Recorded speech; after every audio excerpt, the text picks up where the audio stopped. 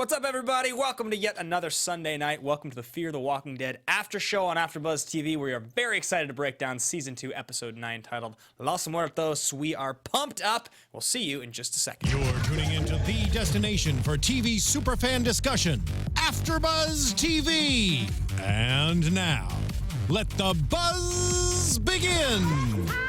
Oh, man. Caught me off guard, even though I knew it was coming. Yeah? Yeah.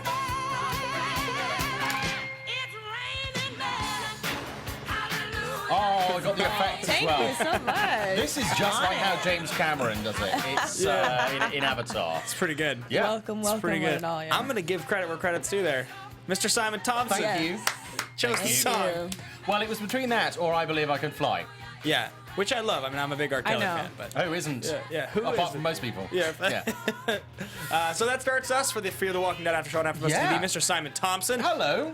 And where can the folks find you, Simon? You can find me on Twitter at Showbiz Simon, Instagram at Showbiz Simon, or on Facebook. This is Simon Thompson. Nice. You're one of the people that has the two, like the one and then the third that's separate. I haven't done that yet. I do, yeah. It's very important. Is it? You Yeah. have like to have the third tag that's like a little different? I do. Okay. Yeah.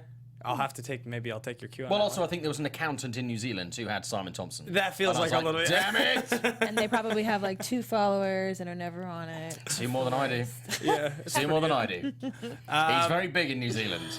Yeah. In the middle, we have Miss Ashley Chatman. Hey guys, you can find me on Twitter, Instagram, Facebook, Ashley_Chatman. Thanks for joining us. Yeah, guys, and I'm Ben Bateman. You Hello, can find me Ben. Ben Hey, Ben. Bateman Media on Twitter and Instagram. I'm very happy to be back. I missed an episode last week. We missed you did. last week. You filled in admirably. I That's did. great. I did, like a little bald Ben Is that how you with a funny voice. Funny, I don't think you introduced yourself that way. No, but, I didn't. I didn't. But I'm glad you're a fan of the show, Ben. Thank you. Guys, this is, as I said, Season 2, Episode 9, titled Los Muertos. This season it's chugging along. We're in Mexico. Yeah. What were your guys' initial thoughts on this episode? Just right off the bat. Well, I mean, coming off of the first episode, which, you know, it has its ups and downs, or I say valley and peaks, where we kind of are just trying to feel out like what the tone of it is going to be. Is this going to be more of an action-packed episode where we get a lot of information, or is it going to be a little bit more stoic where it's slower but we're getting more depth with the characters? So I didn't have a whole lot of expectations for this episode going into it. I just kind of wanted to see where we would progress with Nick and then maybe even get some of the other characters. So it was great to get some of the other stories. Overall, I really, really liked it. We had some really interesting moments with a lot of the characters, and we're learning more and more about a lot of the characters as well. And then, of course, it's raining walkers. You know, Yeah. very classic scene. Nobody saw that coming. And no, neither did they. So, No, yeah. they It was literally really didn't see it great. coming. So yeah, overall, I thought it was pretty good, and I'm happy to see where it's going to progress. Yeah, we got left with a really good cliffhanger. So. Be interested to see what the next episode looks like. I like the way you described it as Valley and Peaks, because that's also my stripper name. Oh. Valley and Peaks. Look at that. Yeah, I know. Do you want the lead seat back? No, it's fine. It's fine. He's just a versatile, I know, all-around it's guy. just He hosts, he flowing out of strips. me. Yeah. Oh yeah, you really don't need. By the way, do not look at that. Always look away. It's not a good thing. It was great to see a bit of more well-structured action in this, because occasionally we do get little bursts, and we saw this a lot towards the end of the first half of the season. Yeah. But now we're seeing it sort of tied in with more revelations about the characters. We're starting to see the dynamic shift, and also we're starting to see some of the characters we talked about this previously starting to break. Some of the stronger characters, like we saw Maddie today, really have a couple of drinks. Yeah. And then, it all starts flowing. You know, we've even got Strand kind of letting down his guard and saying, look, kind of full of shit. I'm a seducer of people. Yeah. So we're really starting to see what we discussed, the first half of the season. We're starting to see these barriers come down, and we're starting to see them circumstances which they really aren't expecting. They're not seeing walkers just on the ground. Yeah. They're literally falling from the skies. It's a walknado. Yeah. So my feeling is that looking at the show where it's at now, I do feel like there's a little bit of pressure on this show to differentiate itself from the initial show. And I think that obviously the initial show, and it was never in Mexico, and they're looking for circumstances that are different than what we've seen before, because so much of that content is out there now. It's good and bad. I mean, there are things like we've never seen walkers falling, like just what you said. Yeah. That's a cool angle. I mean, the boat obviously is great. Yeah. there is a little bit of me that feels like, and there was moments in this episode that I felt like people were doing things that were uncharacteristically stupid. Like they were being kind of oblivious to what would happen. Like, let's just assume it's abandoned and, smash glasses and play this organ really loudly. Like that's just kind of. Oh, we've all done that after a couple of martinis. Yeah. It just means it feels foolish. Like, of course, like if walkers anywhere, you don't think they're going to hear it. Like you just. Yeah. And that's the sort of stuff to me. It's, I guess, the same with Nick stealing the cake. It's just like these are things where I'm like, I feel like these characters are smarter than this by now. Do you think they're starting to feel in certain circumstances a little bit too relaxed? Maybe. You know, and they're starting to, they're thinking, okay, this hotel is safe because obviously they don't realize what's going on in the rest of the hotel. Right. And they're kind of thinking, okay, this is our little safe zone. This is our kind of Alexandria. Yeah. Maybe we can cut loose a little bit. And, very rarely, actually, is that ever a good idea. And you talk about things that we, familiarities and stuff like that. Two things that really resonated with me tonight that felt familiar from The Walking Dead was when obviously they realized the boat wasn't there, they left a message to say, go north. Yeah, it's like the Terminus which felt a little bit like Terminus, and then also the supermarket thing, because obviously, remember in The Walking Dead, everybody went to the supermarket, hey, let's go grocery shopping, but unfortunately it's full of the undead. Right. It kind of a slightly different situation here. It was now run by, former Mexican drug dealers who turns out now run pretty much everything. But it just felt like another supermarket thing. So, which was a good thing in some ways because you kind of know it's an environment where you know something is going to happen. But also it's kind of like it's an environment where you know something's going to happen. Yeah. Well, it's an interesting point you make because I do think that in, this zombie content that we've seen so much of now in so many mediums. Zomtent, it's called. Yes. Yeah. I mean, those things like the supermarket scene, that happens in a lot of these different stories because it's, if we imagine the world breaking down, it's one of the things that would happen. That would become a very valuable depot. So we are going to go through piece by piece and break down the full episode, but I should remind everybody, of course, quickly to rate, review, and comment on iTunes. It helps us stay high in the standings. We like to do the show, provide free content, and it allows us to do that if you guys give us a good rating and just generally interact and rate, leave your thoughts. And then also, of course, on YouTube if you are watching this, or even if you're listening and you want to go see what we look like, you can go find us on YouTube. Yeah, and we're in the chat I apologize today, for my face. Why would you apologize? Look Because here. look, you've seen it. Look at here, this. Look here, valleys You're a and little bald peaks. Ben. We look the same, man. A face only a mother could kind of love. Yeah. After a couple of glasses of wine. Right. You look beautiful, Valley and Peaks. It's Thank okay. you, thank you. Yeah, Valley and I like Peaks. the fact you use my full name. So we are also in the chat. Ashley's over here, We are. womaning the chat. So let's get into it. Let's start out with the sacrificial lamb that comes out of the bus there. Papa.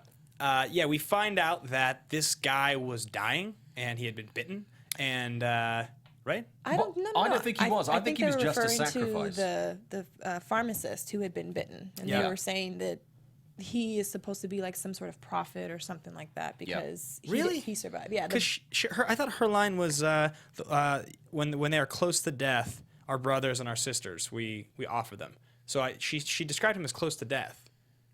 Are we not supposed to suggest that meant he was close to death, like he had been bitten? Well, I mean, maybe, but I think the bite reference was specifically for the for pharmacist. Paul, Yeah. or for Alejandro. Yeah, I mean, Alejandro. I think it is kind of offering up, because obviously we saw towards the end of the episode, not to jump forward too much, Yeah. but obviously there's some kind of, like we saw at the end of the last episode, it's almost like a kind of a demi-cult type Yeah. thing. Yeah. So I think poor old Papa was a sacrifice. It was kind of like the Hungry Games. Yeah. Yeah. For the walkers. It was. I thought it was a little weird. I mean, it didn't.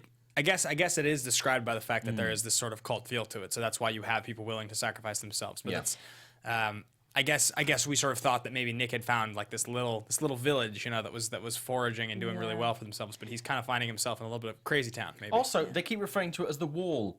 Is this what Donald Trump has planned? Oh, dear Lord. just saying. School bus, a fence, and some walkers. Is that what Yeah. Walkers. And he'll make Mexico pay for it. There will be many, many walkers. Many walkers. But yeah, I mean, he didn't look. Papa didn't look peaky to me. He just looked. He just looked like he was scared. And I thought it was interesting that they seem to be choosing people who, I mean, maybe he was injured or bit or infected, but he seemed very healthy, Right. very normal. And so you have a lot of older people who are there. You have a lot of people who are already sick, who are already infected. Yeah. And we got little glimpses of that, of him actually like taking care of them. And, we find out later that he's using a lot of the resources basically to give them false hope. So I found it interesting that they're making a point of like actually using people who seem well and who seem healthy versus convincing these people who are older. I mean, the guy said, I'm not going to make it anyway, save your resources. Like, I think he would have been a good person to prime for, you know, kind of convincing him to go sacrifice himself. But I think also the fact that you're talking about supplies, they do still have some drugs. So I mean, I'm no cult leader. I don't have experience in this area. Or do but you? I would think, well, another that's hidden talent. Aside from the stripping. I think that if I had an enclosure and I had someone that was perhaps treatable, you know, like I say, Papa didn't look particularly sick, you would give some of the drugs to the younger people who you might be able to help and give them back their health.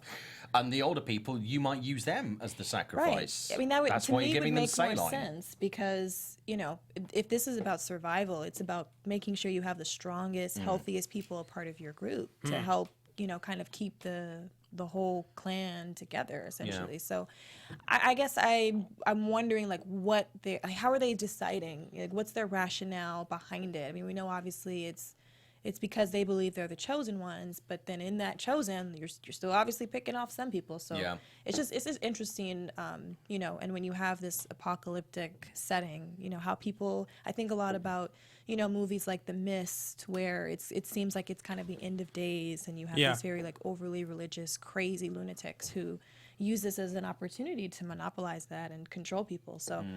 Yeah, it's an interesting little town that Nick has stumbled upon. Well, I mean, there are a lot of tellings in religious cultures of the end of the world, reincarnation, savior, faith. I mean, these are things that come up in many cultures. So it would make sense that if you were in a post-apocalyptic environment, there would be those sects. And so I mean, this is more culty than that, it feels like. But I also think that where do you draw the line if you start insisting to people that your faith is being rewarded by the fact that you are now seeing the prophecy come true. Yeah. I mean, that starts to feel culty in itself. And we also, later on in the episode, Lucy did, when she was talking to Nick, she was saying that basically there's this kind of idea that you'll meet a threshold of maximum undead. Right. Kind of like, you know, all the dinosaurs died out. It'll be that point where you'll get to, let's just call it OD.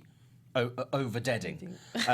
Where you get to the point where effectively the earth will cleanse itself. Right. And then everything will be fine again. So, I mean, maybe that's what they're looking for. If you basically sacrifice people to hit that death level, all of a sudden everything's like, hey, it's amazing. But do they want to die, do you think? Or do they want to live? What's their end game? There was a really weird sort of thing at the end. You said, life is a sigh between two deaths. Yeah. So it's almost like a transcendental thing where you have to get to the other death. You have to basically die. Well, because at the end they're repeating over and over again, from death we come and to death we deliver ourselves. Right? Yeah, very weird. I'm sure we'll see more of the cult. This cult sort of expose itself, and Nick seemed to be chanting along with it. So do we think it's a very catchy song, though? It's very catchy. It was good. I think that he's doing it to fit in. I don't think he buys it. No, but I think also, you know, we said this before. I think he's kind of a lost soul. It's like he's very easily led. Definitely. So I think he's like, okay, I've done a cult before. I'll have a go. So he's not drinking the Kool-Aid quite yet. No, he's not drinking the. We're drinking a lot of water. There was a lot of emphasis on drinking in this episode. Yeah, there was. Right from the very beginning, it's like drink the water, do this. But then there was a reference from Lucy saying that the water is worse than the bandages. Yeah. Which did get me wondering: is there something in the water? You know, we're starting to see a thing where maybe people are being made ill in order for them to be sacrificed. You know, the doctor is very keen, unless he's just like, oh, okay, you need a bit of a cleansing. Yeah. A lot of emphasis on drinking the water, and Lucy saying the water's not good. Wouldn't surprise me. It wouldn't surprise me. So moving on to the water, this water mission though that Nick and Lucy go on, they go to deal with the former drug dealers at this grocery store. They get there, and I found the resolution of this scene to be probably the most unbelievable thing that happened all episode. I really struggled with that scene. I thought shopping for water was fine. The fact that they said it used to be 2, now it's 1 was fine. I believed all of that. That they would say, okay, we'll just take the 1 cart. I think, you know, Nick, even Nick stealing the cake, which seemed foolish to me, but not totally out of character. He's just like he's just kind of wild. He does what he wants. It was the thing at the end though. The fact that like with the knife, and they're going to cut his hands off, and he's actually able to relay information to her fast enough and have it translated, and this drug dealer's not so mad that he just cuts the hand anyway. But do you know, I thought the same thing, and then I had another think about it. And Nick obviously has had a lot of dealings with drug dealers. He knows how to bargain with them. He knows how to get what he wants. You know, it's a transaction, as we've seen in many ways here. And I think that what he did, because I thought, that's a stupid-ass thing to get a cake and trying to shove it up your ass. But I was thinking, actually, I think he did that on purpose in order to force the dialogue, because obviously he realised that this guy's sister needed drugs, that she's basically a drug addict going through withdrawal. And I think he realised that he took it to instigate this confrontation, where he would then get the chance to say, okay, fine, I can see that if you want something, to create that bargaining situation. So I think it was a stupid thing to do, but I think it was something he did on purpose rather than just a spur of the moment thing. I think that's a really great theory, and I would give him a lot of credit for that. But I think it was probably more so just the fact that he really did feel sorry about the fact, seeing the little girl have to go through that experience of losing her dad, and he did just kind of want to do something to help the situation. But because he has done dealings with drug dealers, he's very quick on his feet, and he can create these solutions and these stories. But yeah, I agree in some sense. I mean, I haven't personally dealt with drug dealers, but I mean, just for the simple fact that he is a gringo, first of all, coming into Mexico. I don't even really know why Luciana decided to take him in the first place. Yeah. It just seemed like a really weird choice. With these Mexican drug dealers, I mean, they're generally not really open to people who are from the outside, especially in this situation. So parts of it did seem a little bit unbelievable, and I mean, I don't know. I think they would have called the bluff. They're usually a lot more callous. Like, well, I don't really give an F. Okay, I'll just still kill you. That's what I'm saying. I think maybe cut one of his hands. Then what are you going to do? Well, you still need to bargain because he's still got the thing, and you've cut his hand off. But that doesn't it didn't feel like they had enough leverage that would have actually been a realistic way that scene would have played out to me. But yeah, I know. I get that. You're talking about why she took Nick in the first place. Yeah. Now, something she said was the fact that nobody is going to miss you. And then he said, what about you? And she said, the only one who will miss me is already missing. Exactly. So I think that the reason that she took him is because if she took somebody else from the compound, there would be someone else there that would miss them. And her taking them out and putting them at risk, potentially, would mean that she would then be taking someone from her own area who's obviously either needed as a sacrifice or doesn't want to break up a family unit. So I think by taking him, because he's effectively expendable... Yeah. True, but Nick's only been there for, a couple days? So before then, they've been going to back and forth too. So, I mean, I get it. Like, I think it's just a part of the show trying to push the story along and potentially... push them together. So we're seeing more of their relationship and their experiences together. But yeah, there are some things where it's playing out and it just feels like it should have probably happened in a little bit of a different way. But I do think the show, so you guys remember in those early episodes when they sort of set up those interactions between Nick and Ophelia, and it's kind of like strange when they're on the boat, like, is there romantic tension here, or is this not? And it just never went anywhere with it. Yeah. Do you feel a little bit like they're trying to set it up with Lucy as well? A little bit. So. Yeah. They're the odd couple a little bit to start with. She's real annoyed with him. Yeah. But I think she has no value on him at all. She sees him as a liability and completely expendable. Yeah. But I think she's fighting it. I think she's fighting it too much by the fact that it's like, you don't mean anything. I'd like to bone your brains out. Yeah, maybe. Yeah. Especially when she saw, at the end, where he actually gave the what was it, Twinkies or I think it was a candy? Twinkie or some sort of. Who doesn't like? I mean, if you've had a bad day and your dad's been killed, Twinkie who trouser. wouldn't want? Trouser Twinkie. Yeah. A cake that's been down the back of someone's pants. Right. Sounds a lot more suggestive. Nothing says a day improvement like a butt sounds cake. a little bit more suggestive than trouser Twinkie. Yeah. I don't think it's the first place I would go to with that, but especially for a little girl. Yeah. Let's move on from that. So they get back. They got 2 things of water, and she says Alejandro will find you, and he does. So we have this interaction where a new character, Alejandro, played by Paul Calderon, who's a guy who's just a character actor. I feel like I've seen that guy in 100 things, right, over the years. I know he's in the one I think is Pulp Fiction, right? He doesn't have a role. Isn't he the guy that says, "My name's Paul and this is between y'all"? Isn't that him? I don't know. Who? I can't even remember the character, but I just feel like I know his face, and I think that's what he says. I could be dead wrong. In this show? No. The actor Paul Calderon, I think, is in Pulp Fiction. I think that's his line. I think he has a small line. I just don't remember what he said. Wow, that's really what great. scene it's in. It's a really great memory reference. He's if the it is. bartender when they go to Marcellus Wallace's. That's what it is. He's Okay. the bartender, and he's it's Travolta and Sam Jackson are arguing, and they're like, "What are you looking at, man?" And he's like, "My name is Paul, and this is between y'all." That's dead on Paul Calderon. I know done. it. All right. Anyway, Nick goes to have this conversation with him in the infirmary. He sees the medicine. He admits to injecting this old man with saline solution to give him, hope, even it's just placebo effect essentially. And then he leans down, and we see a bite out of his shoulder. We do. Or something that looks like a bite. Now, I would guess that is not a zombie bite that he survived. No. Yeah. Right? That's Looked a what I bit guess. small. Yeah. I would say it looks more like a Like a bruise, like a Well, something like a- underneath the skin. beaver. It was definitely a bite. Animal bite? I mean, it's just Yeah. something. It did look. It was a chunk of his shoulder. Yeah, but it missing. wasn't But like it didn't a look like it was human missing. chunk. Yeah, it didn't look like it was missing either. It just looked like it was a really bad bruise. Unless he'd been bitten and then cut it out. It might have been a tiny maybe. bite. Just a top. Just a nick. Yeah. Just a little top. It top did look tooth kind bit. of gashed, like gouged a Yeah. little It bit. did. Because I was thinking that somebody bit your thigh or something like that, and Probably just cut right at it the top, off. and you were able to survive the blood loss of just slicing it out. Yeah. Quick enough. That's true. I don't know. I mean, but that definitely is like an interesting plot point. I don't think. How often do you think about these things? You've given that a lot of thought. This is kind of worrying. with walking? yeah, so if I was to get bitten, would I rather be bit on the thigh, or how would that look? Do you know that there is a remarkable amount of zombie content, like not like story stuff, Yeah. but just like people that believe that there will be a zombie apocalypse. There is the Zombie Apocalypse Guide to Survival, which is a real thing out there that has like all the rules. There are.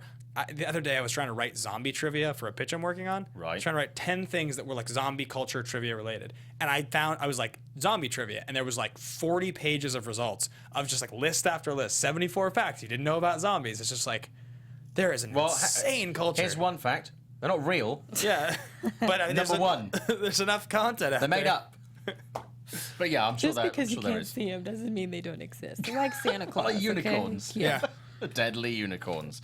I want to talk about the hotel. Okay, yeah, let's do it. Obviously, they're the main group. So you're looking at Strand, you're looking at Maddie, Alicia, Ophelia. They find this hotel. yeah. They think it's safe. Right. Evidently not safe. Yeah. But Big surprise I was wondering what the TripAdvisor reviews are like for that. for that hotel. Yeah. Yelp, Yelp. I mean, you would literally quite Yelp Yelp. if you Yeah. stayed there. I'm assuming people are dying for reservations. Yeah. Falling okay. over themselves to get in there. The customers that were walking out of their Yeah. rooms and falling over the balcony. Yeah. Here was my question. So they all had to have died in their room. Yes. And it was only like one falling over each balcony. Yeah. So what I was trying to figure out was, were these people that killed themselves? Were they people? I couldn't understand how there could only be one per room. I had single occupancy rules, But how'd they die in the room then? They got a Groupon rate. Yeah. Well, I had the same thought Yeah. because obviously when they entered the hotel, it was barricaded from the inside. yeah. Yeah. There was no signs that we saw of anyone exiting. So whoever barricaded the doors is inside there. People had to lock these walkers in these rooms. It seems that someone had obviously filed them and trapped them. There appeared to be more than one person in each room, though. Yeah. From the sounds, I mean, it might have been incorrect, but from the sounds that were being made. So I'm not quite sure. I'm assuming that if it was a room where there was more than one walker, it would be the one that got to the window first that was falling over. Yeah. Yeah. I think some might be single occupancy, but obviously we saw the guy who it looked like. I wondered if he maybe had killed himself or had been put in there and hung because whatever. Yeah. Well, I kind of thought, because when they first came to the hotel, there was a really quick shot of a hand that hit the window. And Yeah. at first I thought maybe it was a walker, but just the movement of it seemed too quick and swift. It seemed like it was a human hand, like somebody was watching them. So it could have been a situation where whoever barricaded it in, like maybe lured walkers up to a certain level because they were able to get to the stairwell access. Maybe they just were able to lure them up towards the upper levels and lock them up so that they were above them and they could whoever was there whoever Yeah. barricaded it in could sort of live and dwell in the lower That's what I areas. was thinking. I think we are going to find. Obviously, there was a wedding going on in the hotel at that time. Happiest days of your lives, where obviously someone had barricaded themselves in. So I think they are going to find survivors Yeah. within the hotel somewhere. And obviously we see in the preview of the next episode, not to give too much away, but I think it was, Alicia opens the door. And when we see in the teaser, someone opening a door, but it's obviously a different location to how they've done the edit, I think we're going to... But she looked quite surprised to see someone. Yeah. So I think we might find someone... Probably Ophelia with whoever was, because she Yeah. just seemed to... Yeah. Or something, but I think we're going to see whoever has barricaded that hotel at some point. Yeah. Here's a question for you guys. So there's a wedding going on at the hotel, right? And as we saw happening in Los Angeles in the first season, the degradation of society and the zombies and the rioting and everything sort of happened over a couple of days. It didn't really happen all at once. Certain neighborhoods, certain parts. But you would think... You cancel the wedding? Yeah, I mean, even if it's the day before... Yeah, but you put the deposit down, you know, all the flowers are ordered, you got the cake. Is it the kind of thing where, like, you're showing up at the wedding as a guest, and you're like, well, I've heard stories of these dead walking things, and you're like, you know, the wedding's starting, and you see this, like, dead walking thing walk up to the window? I don't know, it just seems like... She was a literal bridezilla. If there was, like, a worry of that happening, you don't think you would cancel the wedding? And that part seems, like, kind of wild to me. Ben. Yeah. 2 words. Yeah. Free bar. Yeah, it's true, an open bar. Nothing. Zombies could not keep me from a free bar. Yeah, I'm with you. I dead on there. That's a good explanation. Dead on. But I mean, well, because it originated in Los Angeles. Is that what we're supposed to assume, or is this something that just started? I don't think we're supposed to know where it started. No, because we saw references in the first half of the season where when Strand, obviously with his other half, they were talking about there's been an outbreak. Yeah. So I think they were obviously... They were in Mexico or wherever, and it was obviously happening in LA, and it was happening there. So I think it was synchronized incidents, or there was a wave of stuff. I don't think it was isolated or started in LA. I think it was happened in more than one places at the same time. So, but what caused it? We do not Anything know. a groom can do just to get out of a marriage. I know. You. Just I start know. start a zombie apocalypse, man. Just couldn't break it off. Didn't have the heart for it. So speaking of an Lack of open commitment. bar, let's talk about Strand and Madison. Thank you. We have this. I actually thought this was one of the nicest, if not the nicest moment of the episode. I liked their conversation. Yeah. You knew it was coming as soon as he asked about the husband, and you knew that it wasn't what she had told Nick, because it wouldn't have gone back there unless that was what was going to happen. So. I just like that he was being honest. I like that you find out that she attended bar to put herself through college. It just was the sort of bonding moment between these two characters that I think I'd wanted for a while. Yeah. I really like Strand as a character. Yeah. And I'm finding I like Madison quite a bit as a character too. Well, with that, we also found out that obviously there is a backstory, because she was saying about how she wanted to have kids. Yeah. But, you know, it's like she was referring to her past, and again, not alluding to exactly what she was talking about. Yeah. But I think it's taken a situation for them to feel safe. Yeah. And I think for it to be fueled by booze, for them both to relax and kind of just realize that they have to have a different kind of relationship. I think they've got a natural bond, even when they were adversaries. Yeah. And I think they're realizing that they will need to get past that to survive. True, and they both parallel each other very, very well. Like their personalities, their strengths, just their sense of like taking charge and taking command of things. That's something that they both share and have in common. So I think when you meet somebody like that, you know, and you kind of butt heads and you see like, okay, it's kind of a stalemate. Like, you're not going to back down. I'm not going to back down. Let's be friends. Let's make martinis and shoot the breeze, you know. Yeah, I definitely think Strand has become a great character. They've done an awesome job with developing. I love his admission to I'm a seducer of people. I also love when he says I would have hit on you. And anything.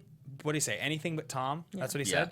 So I was trying to understand what he meant by that, because he loved Tom. Yeah. But he didn't want to love him. He wanted to stay away from him. Is that what I was? Yeah, I think I think for both of them in that situation, the relationship, it would have been, you have to take it out of the relationship. You have to leave your personal real lives aside, and you have to kind of go into this fantasy realm of an escape. an escape. So you just have to do. You would talk about anything apart from your partner. He'd be happy to talk about the person that he was trying to seduce to get them to reevaluate or forget what they're trying to get. But he would never bring his partner into the frame. I mean, I thought the minute that she said, when they were talking about the drinks, and the moment she realized that he was full of shit was when he was talking about his martini. Yeah. And it was it's obviously his line. A lot of guys have lines. Yeah. And she was like, calling bullshit on that. Right. And I think that really broke it down. And of course, whenever anybody says, bring me tequila, Right. you know something's going to happen, because no good stories start with, bring me a salad. Yeah. It always starts with bring me booze. Yeah, absolutely. Always means good times. Maybe undead good times. Yeah. But good times. I know. Do you think that you would have the courage in a zombie apocalypse if you were at a bar and it Yeah. was an open bar? Do you think you would have the courage to get drunk, to get wasted, and leave? I feel like it makes you. Your guard gets so Vulnerable, far yeah. down if you're But I wasted. think if you think that you're safe, Yeah. yeah. But you know what? I actually don't think that they think they're safe. Ophelia mentioned in this episode, we're not going to make it. Yeah. And while I don't think they all feel that overtly, I think that maybe subconsciously they're all kind of just sort of biding their time, So Yeah. maybe a drink with somebody who I probably would never have had a drink with in the real world or before all this happened. Do you mean like us? Yeah, exactly. Yeah. Cheers. Cheers. Maybe these are moments like this is probably the best it's gonna get. Maybe I should just kind of enjoy and cherish whatever moments we have left. I mean, with Madison kind of realizing maybe I'll never see Nick again. Like, I guess just sort of breaking down and realizing like, we've been running, we've been on the defensive this entire time. Is this what we should really be thinking about? Should we be doing, or should we just be trying to enjoy whatever time we have left? So I think it was just probably them just sort of letting their guards down for a second because they've been running, going, and they just needed to escape for a second. Yeah. I mean, I will say, like, there have certainly been moments, right? I've had like moments in my life where I don't feel like it's appropriate for me to have a lot of drinks, but you're stressed, something happens, you have 3-4 drinks quickly, and then it hits you all of a sudden, like. I think that's a thing that happens to people. Stress induces that through a lot of people. Yeah. So I do think she was dealing with a lot of pain and a lot of stress in that moment. Yeah. And that's, I think, maybe what drives her to do that. I think if she's a little bit clearer in her mind, maybe she doesn't do that. I really enjoyed the conversation. I also thought that Madison had a great moment with Alicia earlier in the episode. I really liked when Alicia just looked at her and said, "Mom, it's me and you now, whether you like it or not." Yeah. And I thought that was great. Like, Alicia had a few moments in this episode I actually thought that I was sort of like exactly the growth from that character that I think we all expected was eventually going to come, because she's 16. So I mean, they had to give us a little bit of like a ramp up for her to start being kind of a badass. Yeah. And I started to see some of those moments tonight that I think are great. I think she is going to be a really good character in the end. I think she'll be kind of more of a survivor than it seems like she's been. I think also she realizes that, and I mean, obviously Maddie doesn't regret having kids. She wanted to have kids, but I think she's finding it, certainly in this situation, kind of the fact that she has to care about them is kind of a burden. Yeah. And I think Alicia realizes that and is kind of like, whether if you feel like we're an albatross, a bit of an anchor for you, kind of tough shit. Yeah, 100%. And there was the other line that Alicia had towards Madison where she says, she's trying to convince her not to go. She's like, I've been doing it half my life. I'm sure I'll be fine to take care of herself. Do you think she's suggesting that she's been taking care of herself? Madison wasn't there, taking care of herself. Her dad was gone. Yeah, and I think because obviously Maddie was going to have to be focused on Nick for quite a while. Nick, that probably took up. But I just, another thing just kind of unbelievable. It's like, why are we at the bar downstairs while Alicia and Ophelia, are like scavenging for things? It is true. It just seemed a little like I thought they were gonna try and rummage through things, but it just seemed like they were posted at the bar. Yeah, but tequila. Remember, Strand convinced her. She wasn't going to, and he said, "You need a drink," and she said no, and he said it's medicinal. Yeah. True, but it's like pretty convincing. You guys don't know if the hotel. Guy can sell me on anything. Yeah, I know. True. Yeah. But also, if you notice, Alicia was upstairs, and obviously they went to the mini bar at one point when she said, "Oh, all we've got is peanuts." I thought it says, "A penis?" Yeah. And like, he's allergic to penis, and I was like, hang on, this is taking a turn. Yeah. But it was peanuts. Yeah. I went back and I watched it was peanuts. But Alicia, when she was going to the cupboard, she was raiding the bar. Yeah. She was pulling out little bottles of wine, And little beer. bottles of beer, and stuff like that. And I'm like, Did you guys have this moment at all where, because got thirsty? There was no. Okay, right. So there's the shot that right before they get to the hotel where the four of them are leaning against the truck. Yeah. And that was one of the promo shots for the mid-season. It was, yeah. Before it came back. And I just sort of found myself thinking as I was watching, like, it's a pretty fashionable jacket you've got on, Alicia. And I looked at Strand's sweater and I was like, he's got the neck zipper and he's got the other zipper. It's another pretty fashionable sweater. I was like, I wonder if, because I don't feel like when I was watching that first season of Walking Dead, I got the feeling very often that these characters have like a very Style, like sexy, like it was usually like some pretty haggard middle-aged people for the most part. That's like, that's what that show was kind of built on, looking real dirty, real, even Nick though, like all the time, Nick and Alicia, they always look so good. Like they seriously just look good. And like, that shot kind of made me laugh because I was like, this is television. This is the zombie apocalypse, but this is definitely television. Well, if it helps, when they were going around the supermarket, all I could think of is like, if you want to pick something up, you want to get something that will really get those bloodstains out of your your tank top, because Tied. Nick People. looked Tied. like he was, tied. Nick looked like he'd gone to like the Buffalo Exchange and gotten some vintage and like He did. He did a little bit. I thought, it's anyway, just a thought. So talking a little bit more about Alicia and Ophelia, though, they have a nice moment where they're discussing, and as you said, Ophelia has that line. She says about her father, my father was always one step behind hope. I see that now, and she kind of sounds like she's giving up. She says, we're not going to make it. Yeah. And Alicia says, we're your family now. I'm here. You have me for what it's worth. I'd watched the interview with Mercedes Mason a little while ago on one of those morning shows where she was talking about my relationship to Alicia's character is definitely going to blossom in the second half. And there was a lot of publicity because obviously Alicia had played a lesbian character on the show. Is that what they mean? And she confirmed that's not it's a sisterly thing. But they are starting to sort of build that relationship, and that's another one that I think if Alicia becomes the character we think she will, I think that Ophelia's character will blossom a little bit. I also really don't think that we've seen the last of Ophelia's dad. You think Daniel's alive? I think Daniel's alive. I think we're going to see him again. I really do. And I think that's going to be... I think she's going to reach a point where she's going to get, as you say, with the relationship with Alicia, I think there's going to be a case where she'll get so far with that and she'll be like, okay, I'm in a good place. And then Daniel's going to come back. Or they're going to cross paths in some way. Even if he is dead and maybe, has turned, I think that is going to be a really important turning point for her, whichever way. When she can let it go. Yeah. Yeah. Either let it go, or if he's alive, just bring him back and go like, it's all okay. I kind of feel like the journey of letting somebody dead go is, in a show like this, a little bit of a cop-out, though, because everybody's lost somebody. Yeah. So unless you are a sociopath who just loses people and doesn't care, I think it's a little bit of a crutch to try to build that in as like every character's journey, right? Because I mean, look, who on the show has not lost somebody at this point? Is there a single character on the show that hasn't lost someone? I don't think so. No. I don't think so. Can I have lost people for 10? Yeah, right? Yeah. For 10. No, I don't think so. I think I think everybody pretty much have. I mean, aside from the new characters, we don't know what their backstory is.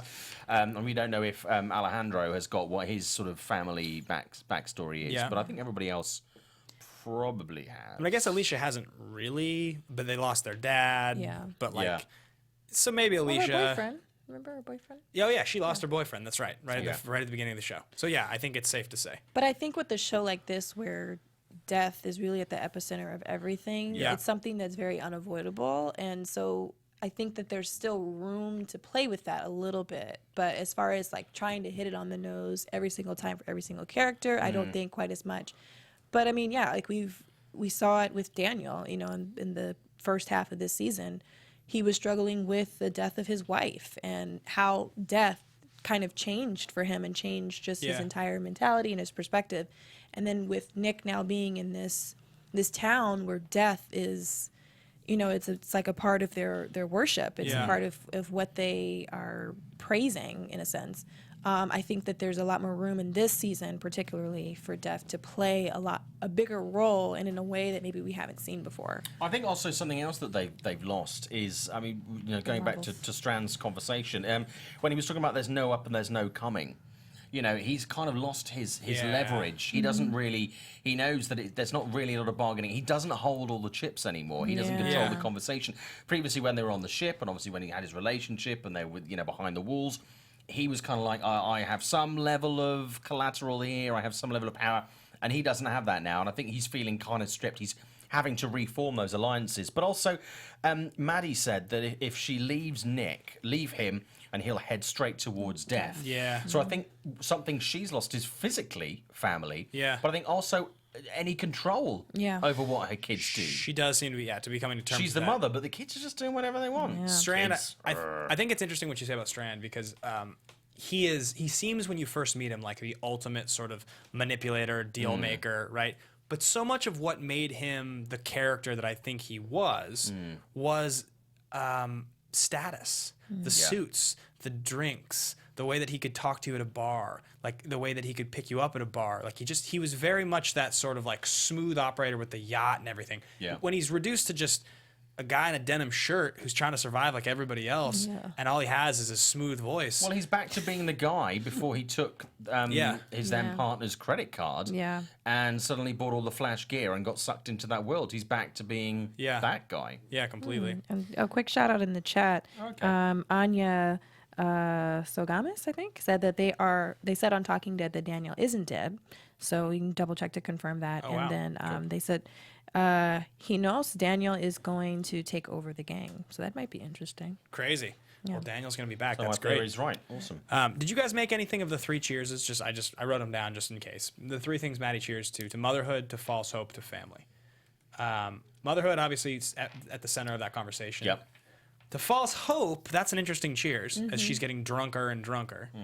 And then to family, I mean, maybe there's nothing to it. I just thought that, those are interesting things. I think she realizes that probably there's no point in hoping for something that you don't know if it's there. It's not like, I hope I get, an iPad for Christmas. Right. iPads are there.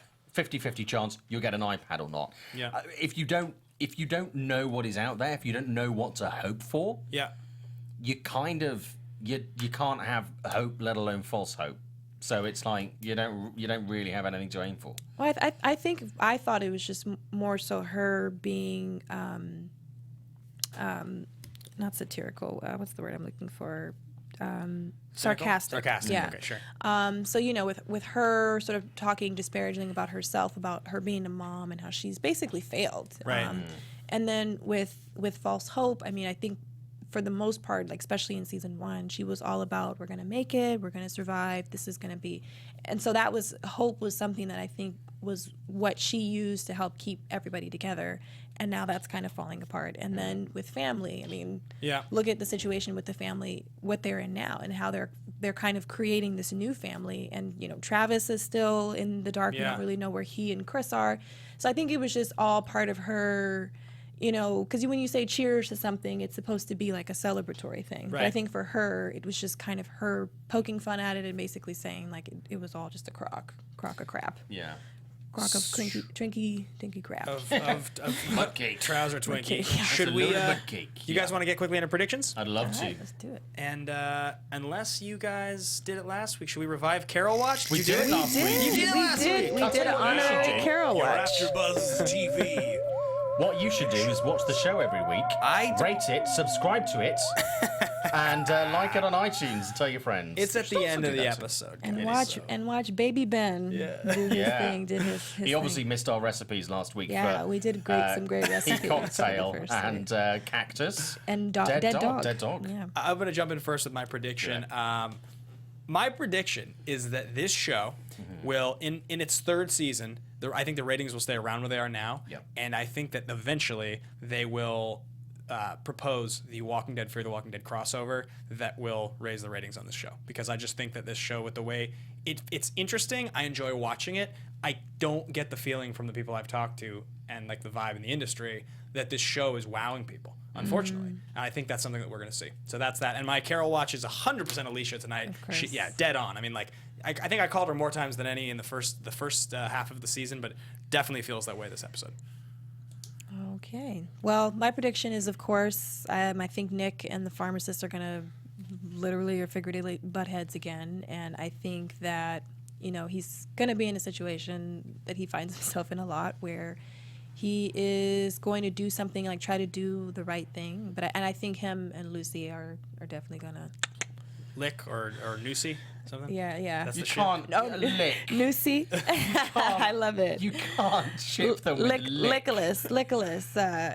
Or yeah, that That's could good. work. So I think Lucilus? Don't Google that. I dread to think what you get if you Google that. Lucifus that's definitely happening, and I think that it might be Noah who is on the balcony that Alicia sees. That might be at the hotel. That might be in the hotel. I think that it's somebody that we've seen before. Got it. So definitely, who might be in the hotel who sees Alicia, and I think that, for Travis and Nick. I mean, we saw a little bit of a preview for that, but I'm still holding on to hope that Chris will make it.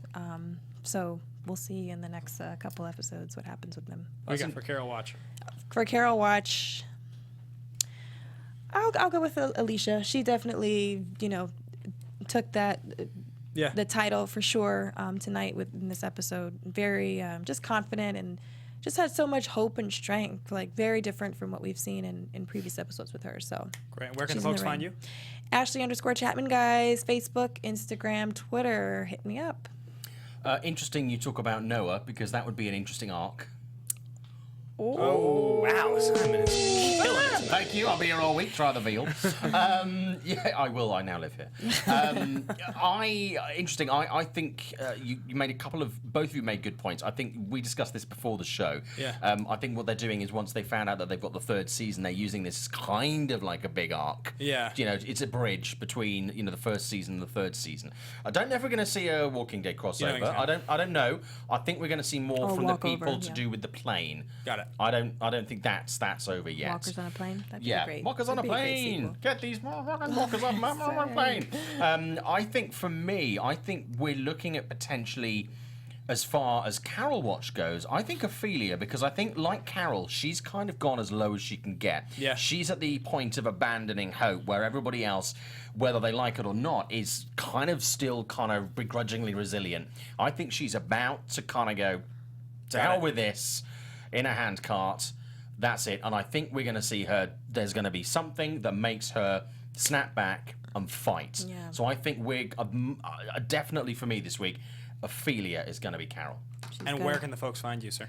You can find me at Showbiz Simon on Twitter and Instagram. Facebook, This is Simon Thompson, and also appearing in your local stand-up clubs. No, I'm not that funny. And guys, you can find me at Ben Bateman Media on Twitter and Instagram. Thank you so much for tuning in, and we will see you same time, same place next week.